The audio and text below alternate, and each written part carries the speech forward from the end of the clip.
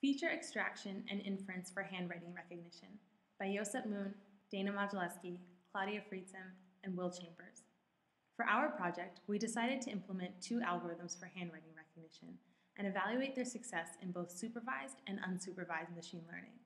Specifically, the algorithms we have chosen are 1. K-means clustering, in which data points are assigned to clusters such that each point belongs to the cluster with the nearest mean or centroid, and 2. Principal component analysis, or PCA, in which high-dimensional data is projected onto lower-dimensional spaces, which is useful as it allows us to eliminate the superfluous variations in the data while keeping the important variations. We use the dataset provided by one of the CS181 assignments, which itself is a subset picked from the MINCE database. Each of our numbers is represented by a 14 by 14 array containing information about pixel intensity, as well as a label containing the true identity of the digit. We will begin with unsupervised learning by using k-means only in an attempt to group the data into a number of clusters of our choosing. Since k-means is time-intensive, we will choose 2 clusters to begin with. We can see that when we use only 2 clusters, one of them shows all the numbers which are rounder in shape, and the other one shows the digits which are more linear.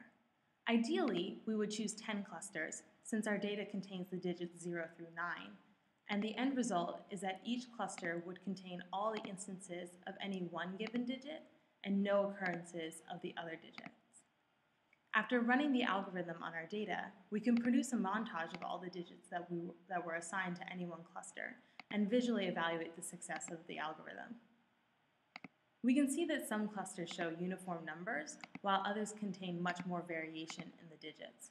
And so, at a minimum, we can qualitatively conclude that the success rate could be improved further.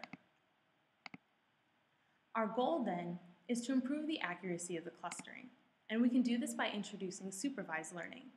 So we will start with a dataset for which we know the true digit identities of each data point, and we will call this the training set, which contains 9,000 data points.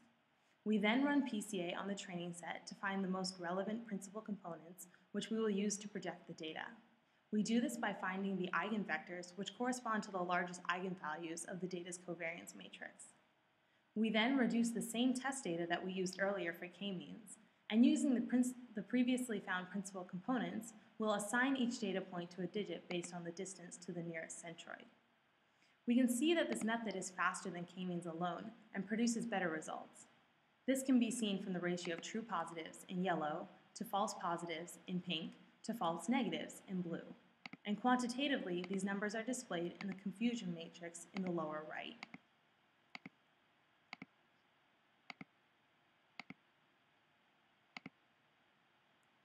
There is still room for improvement. One of the reasons why using k-means or PCA alone does not produce the ideal results is because even within any one digit, there's a lot of variation in how different people will write it.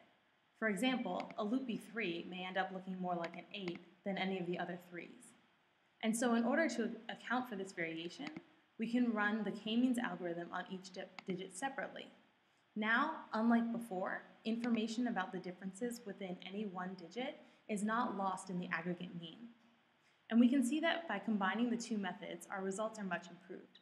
Some digits, like 0, which are well classified when using PCA alone, only have minimal improvement when introducing k-means as well. However, other digits, like 5, have poor classification when using only PCA, and these results are greatly improved when we use both algorithms together.